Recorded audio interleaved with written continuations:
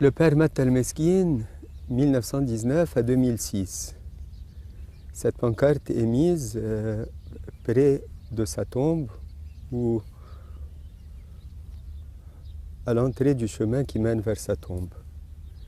Il est né le 20 septembre 1919 dans la ville de Benha. Il est devenu moine en 1948 au monastère de Saint-Samuel. Ensuite, il a passé au Deir es-Souriane. Il a été vicaire patriarcal à Alexandrie. Il est revenu à Amba Samuel, de nouveau à Deir es-Souriane. Et finalement, il a passé 10 années avec plusieurs disciples dans les grottes du Wadi Rayyan, de 1960 à 1969. En 1969, le patriarche Cyril VI lui demande de venir restaurer, rénover le monastère de Saint-Macaire. Il y est arrivé en 1969. Il a restauré les bâtiments, les monuments historiques du monastère. Il a élargi la superficie du monastère. On a beaucoup planté. La superficie actuelle se monte à 2700 fédans, c'est-à-dire à près de 1100 hectares. Et le nombre des moines, à l'arrivée du père Mattal Meskin, il n'y avait plus que 6 vieux moines, dont 2 étaient aveugles, un paralytique, et actuellement le nombre des moines se monte à 130 moines. Il a rendu à la vie monastique l'esprit des premiers pères du désert. Il a beaucoup écrit, il a composé plus de 180 ouvrages, parmi lesquels des ouvrages d'exégèse biblique, de spiritualité, de théologie, dont quelques-uns ont été traduits en diverses langues.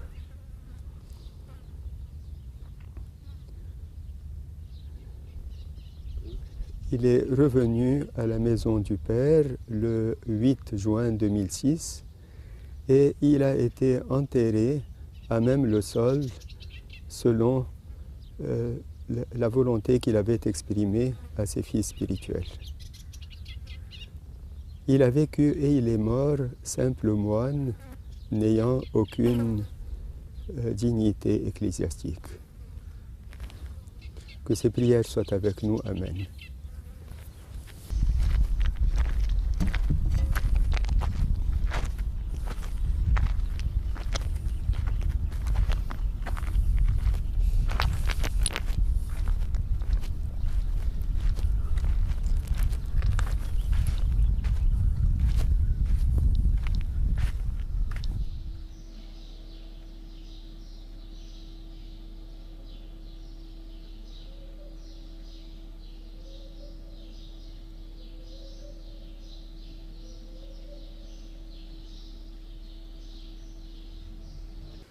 Alors, comment le corps de Jean-Baptiste est arrivé ici?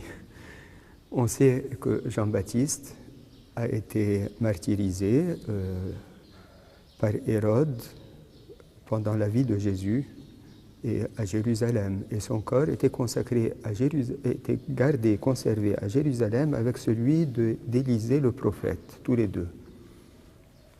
Au IVe siècle, au temps de saint Athanas le Grand, on a transporté le corps de Jean-Baptiste et d'Élisée le prophète à Alexandrie. Et l'un des successeurs de saint Athanas, Théophile d'Alexandrie, au Ve siècle, leur a fait bâtir une grande cathédrale à Alexandrie, qui est connue, on connaît son emplacement. Ils sont restés à Alexandrie, dans cette cathédrale, les reliques de Jean-Baptiste et d'Élisée, jusqu'au Moyen Âge. Au Moyen Âge, le patriarche d'Alexandrie, toute l'Église copte, a été soumise à des persécutions terribles et le patriarche a été obligé de s'enfuir, de quitter le patriarcat d'Alexandrie et de venir se réfugier au monastère de Saint-Macaire. Pendant près de 200 ans, au Moyen Âge, notre monastère a été le centre patriarcal de l'Église copte. Alors, à ce moment où le patriarche a quitté le patriarcat d'Alexandrie, on a hâtivement transporté tout ce qu'il y avait de précieux au patriarcat. Les manuscrits, bien sûr, tout le reliquaire. Et c'est justement ce reliquaire que nous avons trouvé ici dans cette crypte. Ce n'était pas uniquement les corps de Jean-Baptiste et d'Élisée, mais enfin tout le reliquaire de la grande église d'Alexandrie, qui contenait un grand nombre de martyrs. Et ce sont ces reliques que nous avons trouvées dans cette crypte en 1976, et nous avons fait ce reliquaire pour les mettre dedans. Bien sûr, à ce moment, on a fermé l'église, on n'a plus fait travailler les ouvriers, c'est nous-mêmes les moines qui avons fait l'exhumation des reliques, et ce reliquaire a été aussi fait par les moines, et on a mis ici les reliques.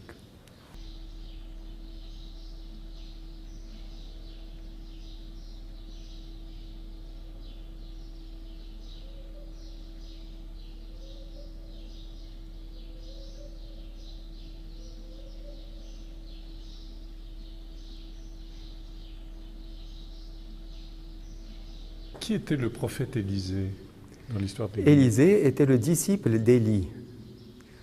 On sait qu'Élie a été transporté au ciel sur un char de feu et qu'il a laissé tomber son manteau à Élisée, qui a pris sa succession comme grand prophète d'Israël. Alors bien sûr, on n'a pas les reliques d'Élie puisqu'il est monté aux cieux avec son corps, mais on a les reliques d'Élisée qui étaient conservées à Jérusalem. Et dans les premiers siècles chrétiens, on a déposé le corps de Jean-Baptiste qui était conservé par ses disciples qui sont devenus chrétiens. Ils l'ont déposé à côté du corps d'Élisée. Et ils sont restés les deux à Jérusalem jusqu'au IVe siècle, comme je vous ai raconté. L'Église qui conserve les reliques des premiers saints, ces reliques représentent pour elle la communion que nous avons, que nous gardons avec les premières communautés chrétiennes, avec le temps des martyrs, avec les premiers moines. Nous avons aussi dans cette église les reliques de Saint Macaire le Grand et Saint Macaire d'Alexandrie, son disciple et contemporain. Et nous avons aussi dans une église à côté, celle des 49 martyrs, les reliques de 49 moines qui ont été martyrisés au 5e siècle. Les reliques de ces moines martyrs sont très chères à notre communauté. Pourquoi? Parce que justement, ils font le lien entre les saints normaux et les saints martyrs, enfin entre l'ordre des moines et l'ordre des martyrs. Ce sont des moines qui sont devenus martyrs. Il faut vous expliquer que l'idéal du moine, c'est le même idéal que celui du martyr.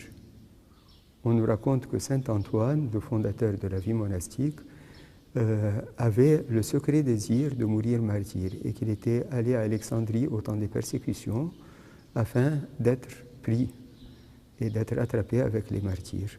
Mais, comme dit son biographe, saint Athanas le Grand, le Seigneur l'a gardé afin qu'il soit pour de nombreuses générations un maître de la vie ascétique qu'il avait apprise par les saintes lettres. Mais les persécutions étant terminées, il est retourné dans sa grotte et là, jour après jour, nous dit son biographe, il s'offrait en martyr dans l'intention au Seigneur. Il faut savoir aussi que la vie monastique n'a commencé à être prospère qu'après la fin des persécutions. Quand il n'a plus été possible de mourir martyr parce qu'il n'y avait plus de persécuteurs, les chrétiens les plus fervents sont partis dans le désert pour vivre pour le Seigneur, pour offrir leur vie au Seigneur. Quand il n'est plus possible de mourir par amour pour le Seigneur, au moins vivons par amour pour lui et offrons-lui notre vie. C'est cela l'essentiel de la vie monastique. C'est pour vous dire pourquoi ces reliques des 49 moines qui ont été martyrisés nous sont très chères, parce que ce sont des moines qui ont parfaitement rempli leur vocation de moines et de successeurs des martyrs.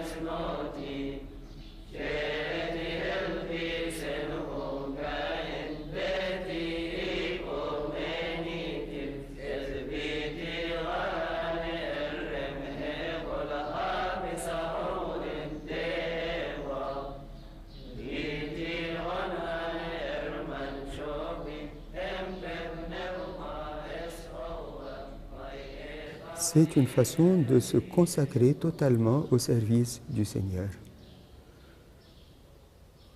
On pourrait dire que le verset principal pour un moine, c'est le Seigneur Jésus-Christ étant mort pour nous, eh bien, il est mort pour nous afin que les vivants ne vivent plus pour eux-mêmes, mais pour celui qui est mort pour eux. Alors, c'est par amour pour le Seigneur que les moines s'enfoncent dans le désert afin de se consacrer à son service, à sa louange et à la pratique de tous les commandements de l'Évangile, d'une façon aussi parfaite que possible. Chacun des moines a senti un appel de Dieu et chacun de nous a sa petite histoire qu'il pourrait vous raconter. Il est venu au monastère en sentant qu'il était porté, qu'il était transporté par une puissance plus grande que lui et que lui-même n'arrivait pas à comprendre. Souvent le moine dit « Je ne sais pas comment je suis venu ici, je ne sais pas, je n'aurais, par mes propres moyens, je n'aurais jamais pu faire cette démarche. » Mais il y a certainement une vocation très profonde qui est donnée par le Seigneur Jésus. Je dis bien c'est donné. Parce que le Seigneur dans l'Évangile a dit, à propos justement de la vie dans la chasteté, ce ne sont pas tous qui peuvent accepter ces paroles, mais ceux à qui il a été donné. Alors c'est un don de Dieu et c'est une vocation de Dieu. Depuis le IVe siècle, il y a toujours eu des moines ici. Lorsque le père Matan Meskin est arrivé avec son groupe de moines ici en 1969, il y avait toujours quelques moines. Il y avait toujours 6 moines, dont 2 étaient aveugles, 1 était paralytique. Et le monastère allait tout à fait péricliter, mais le Seigneur n'a pas permis. Depuis le IVe siècle jusqu'à aujourd'hui, le Seigneur n'a pas permis que la louange de Dieu cesse d'être chantée dans ce monastère.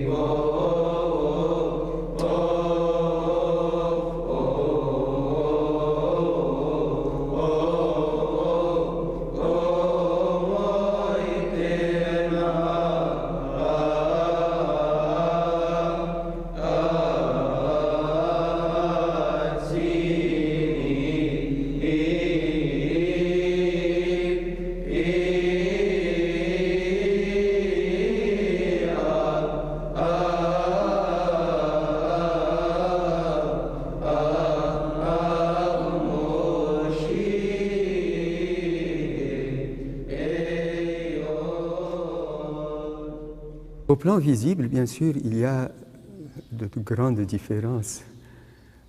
Les travaux que nous pratiquons ne sont pas ceux que les pères du désert pratiquaient. Nous n'allons pas faire des nattes comme ils en faisaient. Au plan de l'ascèse aussi, on peut dire que nous ne sommes pas au même niveau que les premiers pères du désert dans leur ascèse.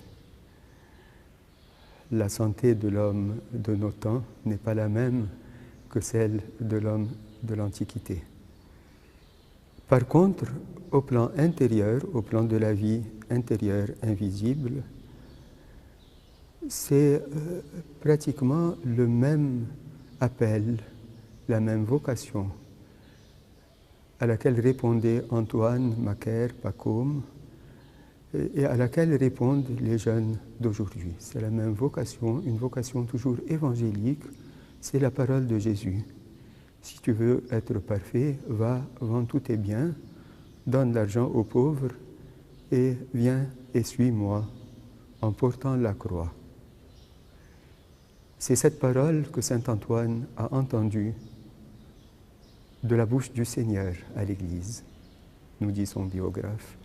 Et sur le fait, il n'a pas pu tenir en place, il s'est levé, il a vendu tous ses biens, il a distribué l'argent aux pauvres et il est parti à la suite du Seigneur dans le désert. C'est ce même verset d'évangile qui continue à appeler les jeunes du XXIe siècle. En Occident, quand on choisit un monastère, on le choisit à cause de la règle. Un monastère cistercien ou bénédictin ou chartreux, ou un ordre comme celui des franciscains ou des dominicains, c'est à cause de la règle qui y est. Ici en Orient, c'est tout à fait différent. Nous n'avons pas plusieurs règles et même nous n'en avons pas du tout. Il n'y a pas du tout de règles. Par contre, quand on choisit un monastère, c'est à cause de l'élan spirituel qui a été donné par un père spirituel. C'est le père spirituel qui tient la place de la règle. Le père spirituel est une règle vivante qui progresse de jour en jour, qui s'adapte à chaque moine et qui fait progresser le moine de jour en jour. Ce qu'il dira à un novice ne sera pas la même chose qu'il lui dira après 10 ans ou après 20 ans. Et lui-même ne cesse de progresser spirituellement et d'entraîner la communauté à sa suite. C'est cela ce que nous avons vécu à la suite du père Mata El-Maskin. Semble-t-il, on vit un renouveau de la vie monastique chez les coptes orthodoxes. On dit que les monastères se sont remplis. Est-ce que c'est le père Mata El-Maskin qui est à l'origine de ce mouvement général ou est-ce que c'est... Certainement qu'il a eu un rôle considérable dans le progrès, le renouveau de la vie monastique. Tout d'abord par son exemple. Et l'exemple est certainement beaucoup plus important que les paroles et que ce qu'on écrit.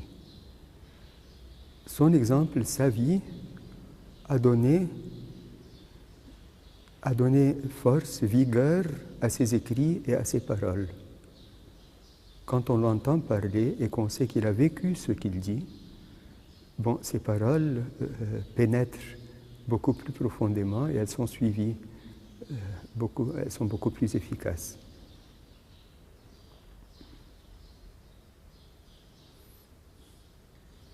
Il a beaucoup écrit sur la vie monastique, mais surtout sur la vie spirituelle. Normalement, quand il nous parle à nous les moines, il voit à travers les moines, il voit enfin toute l'Église, tous les laïcs. Et c'est la même spiritualité qui est proposée à tout chrétien. C'est-à-dire, il nous parle à nous moines en tant que chrétiens, beaucoup plus qu'en tant que moines. C'est peut-être un petit peu particulier à l'Église copte. Il n'y a pas une divergence de spiritualité pour les laïcs ou pour les moines. Il y a la spiritualité chrétienne qui est suivie par tout le monde. la vie monastique, comme dit le père Matal Meskin, n'est pas un ordre particulier, n'est pas un genre de vie, n'est pas une caste religieuse, mais c'est simplement la vie chrétienne qui est vécue d'une façon sérieuse. Alors ce qu'il dit aux moines vaut aussi bien pour tous les chrétiens. D'ailleurs, quand vous lisez ces livres, bien, on ne sent pas du tout qu'il s'adresse à des moines, il s'adresse à des chrétiens. Et ce qui lui importe le plus, c'est que ces moines soient des chrétiens qui vivent la vie chrétienne. C'est peut-être pour ça aussi qu'il cite beaucoup Saint Paul. Pourquoi? Parce que Saint Paul est celui qui a le plus parlé de la vie chrétienne vécue. Comment vivre la vie chrétienne? Comment vivre la communion du Saint-Esprit? Comment vivre intensément en Christ? C'est très simple, très direct, ça sort du cœur directement. Il n'y a pas une complication intellectuelle, si vous voulez. À ce plan, oui, ça sort directement du cœur. Mais c'est profond, et ça nécessite d'être lu une fois, 2 fois, 3 fois, et plus on relit ces livres, et plus on s'en pénètre. C'est un petit peu peut-être la même chose pour l'Écriture sainte. On n'a jamais fini de lire le même passage de l'Écriture sainte. Comme un baume. C'est ça, ça pénètre et on découvre toujours une profondeur nouvelle. Bon, son livre, par exemple, Les conseils pour la prière, bon, ça a été mon livre de chevet. Je l'ai lu, je ne sais pas, peut-être 100, 200, 300 fois, je ne saurais pas dire. Mais bon, c'est comme... ça remonte. Chaque fois qu'on a besoin d'être remonté, on lit un passage et alors on commence à prier efficacement.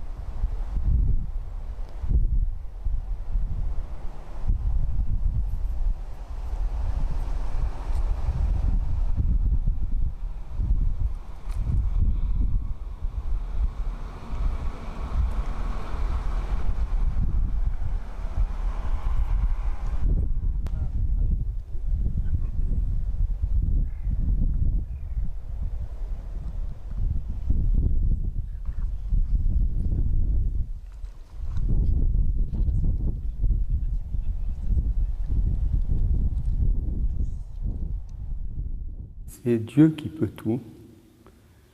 Et lorsqu'on est fidèle dans sa relation avec Dieu, alors la puissance de Dieu peut tout en nous.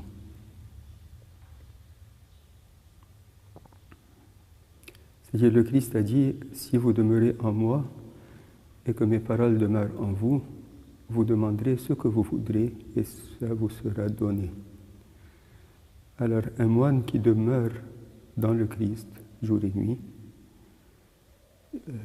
il a la capacité de prier et d'être exaucé. Et c'est comme ça que la puissance de Dieu se met en œuvre. Et c'est vrai que c'est très impressionnant de voir en 30 ans ce qui s'est passé ici. Oui, ça c'est l'aspect extérieur qui reflète la vie intérieure qu'a vécu le Père Matal Meskin et qu'il a apprise à ses disciples. Et c'est plein d'espérance. Oui, dans la mesure où nous continuons à vivre cette vie intérieure intense, bien sûr, l'extérieur continuera. Est-ce qu'on peut revenir sur la spécificité des monastères coptes orthodoxes par rapport à ce que nous connaissons en Occident, à savoir tout ordonné à l'amour de Dieu et l'absence de toute règle commune? Est-ce que vous pouvez nous repréciser ces notions? Oui, en Occident, vous avez une multitude de règles. Et un jeune qui choisit un monastère à cause de la règle. Bénédictine, chartreuse, cistercienne, etc. En Orient, nous n'avons pas une pluralité de règles, nous n'avons pas de règles du tout. Tous les monastères sont simplement des monastères, c'est l'état monastique. On choisit un monastère déterminé à cause de la vie spirituelle qui a été imprimée à ce monastère par un père spirituel. Et c'est le père spirituel qui tient la place d'une règle, mais une règle vivante, qui ne cesse de progresser elle-même et qui ne cesse de s'adapter à chaque moine. Les moines sont très différents. Dans notre communauté, nous avons des moines très très différents les uns des autres. Mais le père spirituel s'adapte à chacun et il guide chacun selon sa voie. Ce qui serait beaucoup plus difficile à faire à l'aide d'une règle. De plus, le père spirituel progresse lui-même, et il fait progresser toute la communauté, et il fait progresser chacun de ses disciples. Ce qu'il dira à un disciple aujourd'hui ne sera pas la même chose qu'il lui dira après 10 ans. Pourquoi? Parce que le disciple aura progressé, et parce que le père spirituel lui-même aussi aura progressé. Et vous dites que tout est ordonné à l'amour de Dieu. À partir de cet amour de Dieu, certainement que c'est l'amour de Dieu qui est primordial dans la vie du moine. C'est-à-dire, le moine ne se serait pas fait moine s'il n'avait pas été attiré, fasciné par l'amour du Christ. C'est ce que nous a dit un petit peu le Père Minard en nous disant qu'est-ce qu'on expérimente au désert? C'est vraiment l'expérience de l'amour de Dieu. C'est ça. C'est surtout le novice, le jeune novice, qui fait le grand pas entre le monde et le désert. Ce grand pas, aucun ne peut le faire sans être attiré, mais attiré d'une façon violente par l'amour de Dieu. Vous-même, si je ne suis pas indiscret, que faisiez-vous avant, Père Wadid, avant de rentrer dans ce monastère?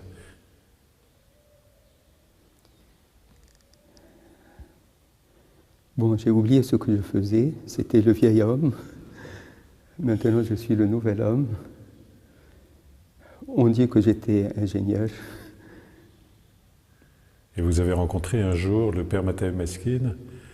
Et c'est à partir de cette rencontre que vous avez décidé de le suivre? Pas exactement, non. J'ai rencontré le Christ dès ma jeunesse. Dès l'âge de 4 ans ou 6 ans, j'ai rencontré le Christ d'une façon tout à fait intime et j'ai décidé à lui donner ma vie. Et comme vous pouvez être étonné et intrigué par ce qui m'a poussé, moi c'était tout le contraire. J'étais étonné comment toutes les personnes qui connaissent le Christ ne décident pas de lui donner leur vie. Mais ensuite, en 1968, j'ai traduit l'article du père Mat al-Meskin sur l'unité chrétienne. Et j'ai été le voir au Wadi Rayyan, là où il vivait, pour lui présenter ma traduction et lui demander la permission de la publier. Alors ça a été le premier contact avec lui.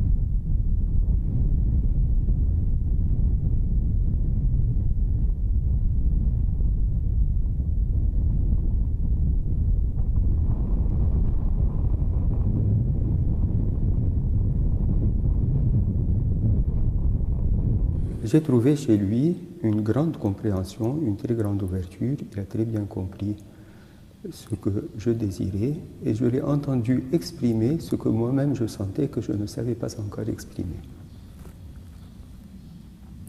Alors précisément, vous avez été pendant toutes ces années assez proche du père Mat al-Meskin. Est-ce que vous pouvez nous le décrire pour nous occidentaux et nous dire ce qui chez lui vous a particulièrement frappé? Voilà une chose très difficile de décrire une grande personnalité comme celle du père Mat al-Meskin en quelques mots. Mais si on veut dire ce qu'il y a de plus essentiel, bon, c'est quelqu'un qui a aimé le Christ d'une façon très très intense dès sa toute petite jeunesse, même avant d'entrer au monastère. C'est ce qui l'a poussé à rentrer dans la vie monastique. Mais l'amour du Christ était vraiment indescriptible. On ne peut pas décrire comment le père Mat al-Meskin a aimé le Christ pendant les premières années de sa vie monastique.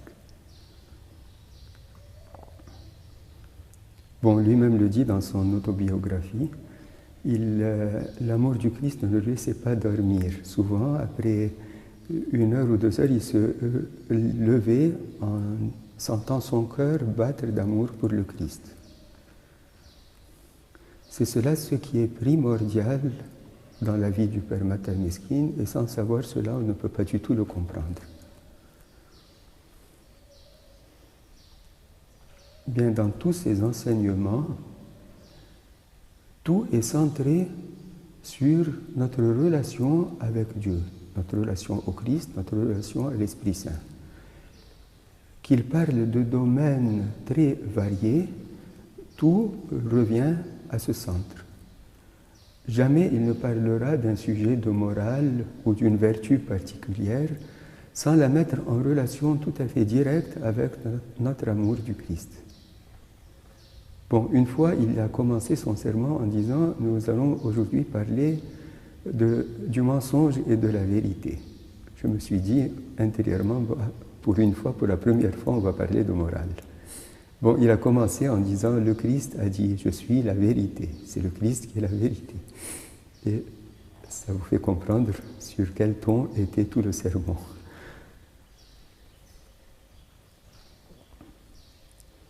Ce qu'il insiste toujours à dire aux jeunes moines se résume à cela.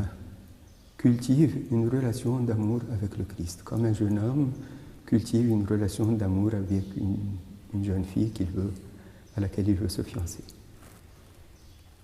C'est cela ce qu'il enseigne aux jeunes moines. C'est la chose la plus importante qu'il dit aux jeunes moines.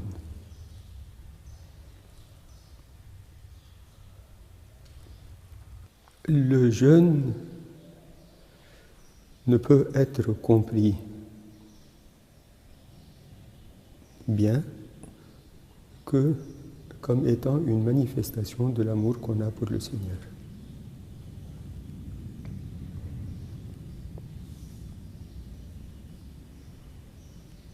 le jeûne n'est pas une performance ascétique où chacun essayera de faire mieux que l'autre. Absolument pas. Mais le jeûne, c'est simplement une concrétisation de l'amour qu'on a pour le Seigneur.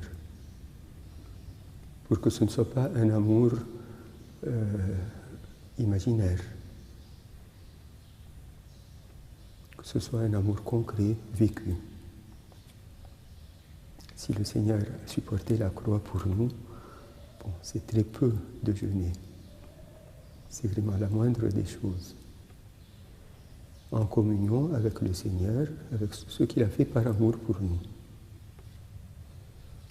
C'est une idée traditionnelle dans l'Église copte que le jeûne et la prière sont les deux ailes par lesquelles le moine ou le chrétien s'élève vers Dieu.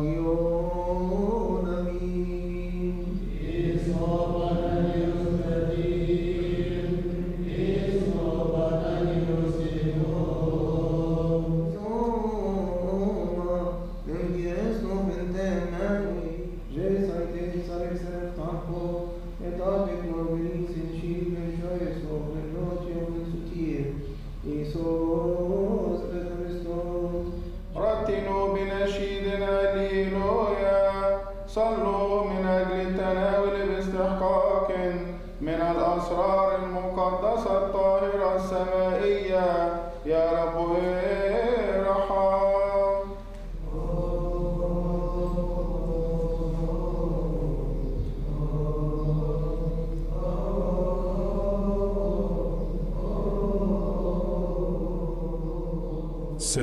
Cette lumière du désert qui semble se lever ici, dans la grande tradition des Pères du désert, est-ce qu'elle ne serait pas le signe d'une grande espérance pour toute la chrétienté?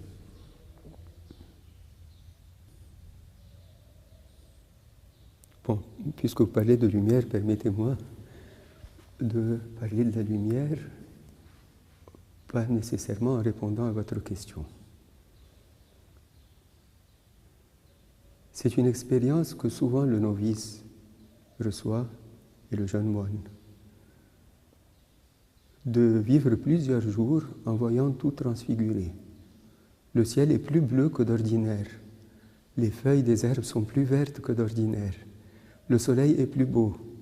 Tout semble illuminé. C'est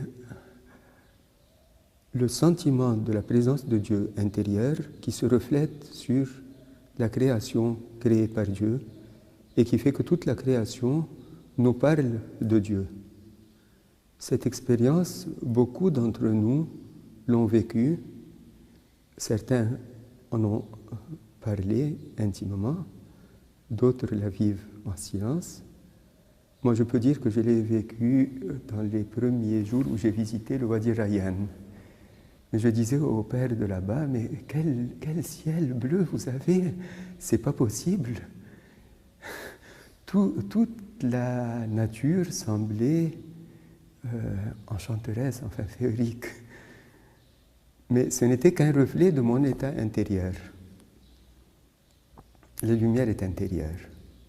La lumière, c'est le Christ qui est la lumière qui illumine tout homme venant dans ce monde. Et c'est dans la mesure où on s'ouvre à lui, où on sent la lumière intérieure et par conséquent, on voit tout illuminer. C'est-à-dire toute la création nous parle de Dieu et on voit Dieu même dans les feuilles des arbres.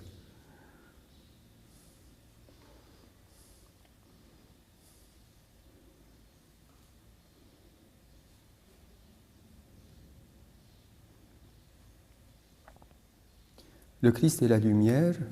La lumière, c'est un titre, un des nombreux titres du Christ comme révélateur du Père, comme le Verbe, la parole. Le Christ est la lumière. Que veut dire la lumière? Sans lumière, on ne voit pas. Avec la lumière, on voit. Le Christ nous a fait connaître le Père. Qu'est-ce qu'on connaît du Père? Le Père n'est pas matériel. Quand on connaît une personne, on peut dire qu'on connaît son visage. Le Père, Dieu est amour. Quand on connaît le Père, on connaît l'amour du Père. Et c'est ce que le Christ nous a révélé. C'est cela la lumière. La lumière, celui qui vit dans la lumière, vit dans l'amour. Saint Jean dit à peu près la même chose dans sa première épître, que la lumière, c'est un synonyme presque de l'amour. Alors le Christ est la lumière parce qu'il nous a manifesté le cœur de Dieu, le Père. Il nous a montré que Dieu est amour et dans quelle mesure Dieu est amour. Et nous avons vu l'amour de Dieu par la lumière qui est le Christ.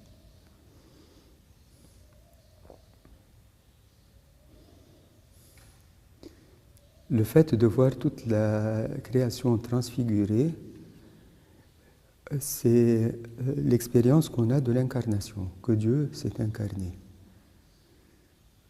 Saint Jean nous dit, je vous donne un nouveau commandement.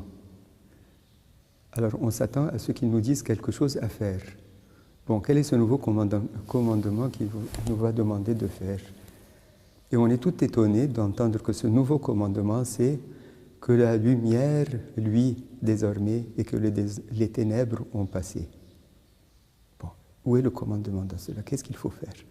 Bon, il faut simplement vivre dans la lumière, s'ouvrir à la lumière, voir la lumière et être soi-même lumière dans la lumière. C'est cela le Nouveau Testament. Le Nouveau Testament, ce ne sont pas des choses qu'il faut faire et qu'il ne faut pas faire comme la loi de l'Ancien Testament. Le Nouveau Testament, c'est un événement, c'est l'incarnation de Dieu lumière qui est venu dans ce monde et c'est cela le nouveau commandement. Le nouveau commandement, ce n'est pas une chose à faire, mais c'est une chose à vivre. La lumière, lui, désormais. Donc vivons dans la lumière. Et dans le même passage, il met une équation entre la lumière et l'amour. Celui qui aime son frère, c'est celui qui vit dans la lumière.